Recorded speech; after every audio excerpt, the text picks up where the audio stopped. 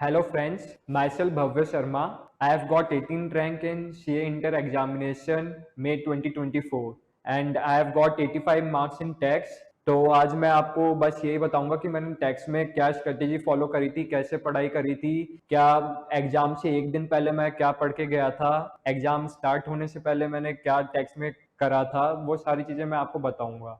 तो सबसे पहला क्वेश्चन तो ये अराइज होता है कि मैंने पढ़ा कहाँ से था। तो पढ़ाई सबसे मैंने पूरी करी थी अपने आईसीआई मॉड्यूल में से।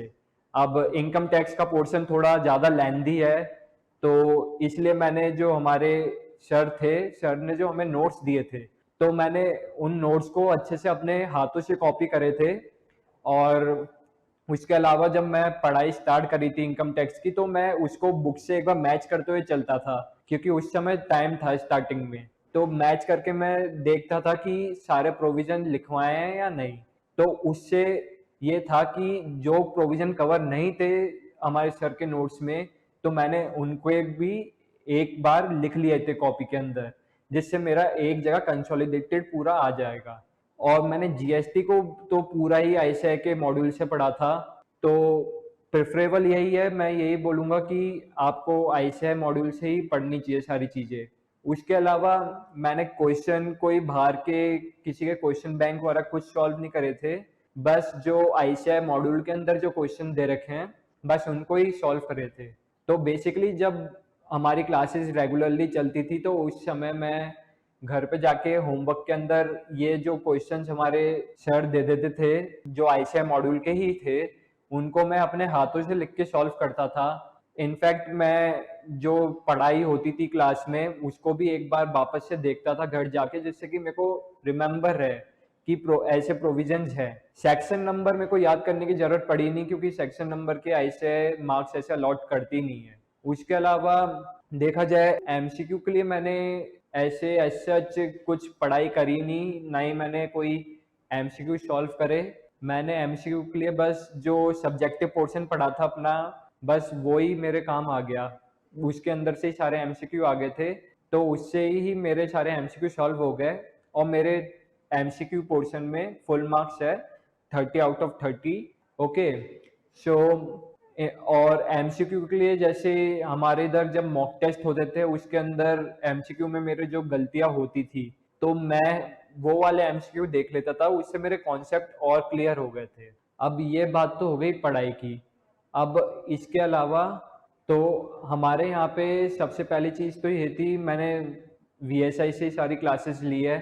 तो सबसे ज़्यादा बड़ा प्लस पॉइंट मेरा ये रहा कि हमारा कोर्स एग्जाम के 5 महीने पहले कवर हो गया था। तो एग्जाम के 5 महीने पहले कवर हो गया था, इस कारण से हमें 3 मॉक टेस्ट सीरीज मिल गई, जिसके अंदर पहले में तो ज़्यादा दिन का गैप था, उसके बाद थोड़ा कम हुआ और कम हुआ। ऐसे मॉक टेस्ट सीरीज से मेरा जो सिलेबस था वो एक दिन में करने की पोजीशन में आ गया था, जिससे मैं एग्जाम के एक दिन पहले मेरे को कुछ ऐसे घबराहट नहीं हुई कि मेरे से सिलेबस कंप्लीट नहीं होगा। मैं आराम से पूरा सिलेबस पढ़ के गया था अपना। तो मॉक टेस्ट सीरीज हुई हमारी।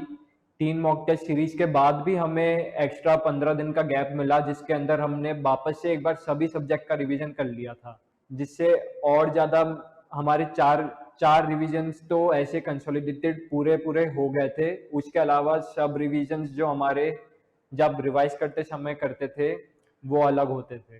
तो इस चक्कर में सारे जो भी प्रोविजंस थे वो एकदम दिमाग में बैठ गए। तो टैक्स के अंदर अपने सबसे बड़ी दिक्कत यह है कि प्रोविजन अपने बहुत सारे हैं।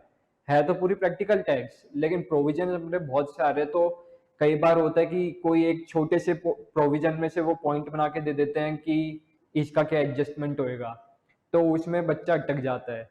तो इस चीज को एक ही चीज प्रोटेक्ट कर सकती है कि आप रिवीजन कितना कर रहे हो। अगर आपने रिवीजन कर रखा है खूब सारा, तो बहुत बार रिवीजन होने के बाद आपको कोई दिक्कत नहीं आएगी, आराम से सारे प्रोविजन द्वारा आराम से क्वेश्चन पेपर सॉल्व कर दोगे। लेकिन और इसके अलावा एग्जाम से पहले घबराहट का होता ही है, घबराहट होती है, तो उसको घबराहट को भी थोड़ा सप्रेस करने की जरूरत रहती है। तो उसको भी सप्रेस करना चाहिए। अब उस अब एट लास्ट मेरे पास बोलने को बस इतना ही था। अब मैं आपको अपनी कॉपीज दिखा देता हूँ। जैसे कि ये देखिए, ये मेरी एमसीक्यू बुकलेट खुली हुई है। तो एमसीक्यू के अंदर मेरे को 15 15 marks in section A income tax and 15 marks in section B GST. So you can see. अब मैं अपने डायरेक्ट टैक्स का जो प्रैक्टिकल पोर्शन था, सब्जेक्टिव पोर्शन, उसके कॉपी दिखाता हूँ. डायरेक्ट टैक्स में देखे मेरे को 35 में से 29.5 मार्क्स मिले हैं. तो अगर मेरी कॉपी देखोगे तो अगर मैं सेकंड क्वेश्चन के ए पार्ट से शुरू करा है, तो इसमें देखो मैंने ऐसे कई के साथ तो साथ में ही वर्किंग नोट बना के लिख दिया एक्सप्लेनेशन. और एक्सप्लेनेशन मैंने कोई ऐसे नहीं लिखी कि पूरा बड़े बड़े पैराग्राफ्स लिख रहा हूँ. एक लाइन के अंदर पूरा प्रोविजन मैंने एक्सप्लेन कर दिया. अगर अपन ज्यादा टाइम लेके पूरे पूरे पैराग्राफ लिख रहे तो अपना एग्जाम पूरा पेपर कंप्लीट हो ही नहीं पाएगा 3 घंटे में. तो मैंने ऐसे प्रोविजन लिखे, साथ साथ में लिख दिए एक एक लाइन में. तो इससे पूरा जो प्रोविजन का मेन जो सार होता है वो पूरा कवर हो गया. तो ऐसे ही मैंने सारे क्वेश्चन सॉल्व करे इनकम टैक्स के. और देखा जाए मैंने फर्स्ट क्वेश्चन सबसे एंड में लिया है. इनकम टैक्स का फर्स्ट क्वेश्चन सबसे एंड में लिया है क्योंकि फर्स्ट क्वेश्चन में अपन को बहुत टाइम लगता है, और कभी कुछ ऐसा प्रोविजन आ गया कि अपन को याद नहीं आ रहा है तो अपन हेजिटेट कर जाते हैं, और फिर उसके चक्कर में अपना पूरा पेपर में कंसंट्रेशन लगता है कि ये प्रोविजन यार मैंने कहीं तो देखा था, इसको मैं आता है मेरे को. तो इस चक्कर में अपन बहुत सारा टाइम वेस्ट कर देते हैं, और उस टाइम वेस्ट करने के चक्कर में अपन जिस टाइम में एक या दो क्वेश्चन कर सकते थे वो अपन सोचने में लगा देते हैं उस प्रोविजन को, और उसके कारण अपना पेपर छूट जाता है. तो ऐसा नहीं करना. अगर कुछ नहीं आ रहा याद तो उसको लास्ट में ले लो पूरा अच्छे से. इसके अंदर भी मैंने लास्ट में वर्किंग नोट्स वाला बना के दिए हैं. तो ये तो मेरी डायरेक्ट टैक्स की कॉपी हो गई. अब मैं इनडायरेक्ट टैक्स की कॉपी दिखाता हूँ, जीएसटी. तो जीएसटी में मेरे को 35 में से 25 मार्क्स मिले हैं. तो जीएसटी में भी आप देखोगे मैंने स्टार्टिंग फर्स्ट क्वेश्चन से करी है, फिफ्थ का ए पार्ट. इसके अंदर देखो मैंने स्टार्टिंग से वर्किंग नोट दिए. मैंने मेन क्वेश्चन का जो मेन फॉर्मेट बनना था, मेन जो फिगर्स आने थे वो मैंने स्टार्टिंग में नहीं लिखे. तो आराम से वर्किंग नोट आप एग्जाम पहले भी दे सकते हो जहाँ से सॉल्व कर रहे हो, या बाद में भी दे सकते हो. तो मैंने पहले दिए, तो पहले मैंने वर्किंग नोट्स दे दिए, सारे वर्किंग नोट बना दिया अलग अलग, और उसके बाद इधर पूरा फॉर्मेट बना के क्वेश्चन सॉल्व कर दिया.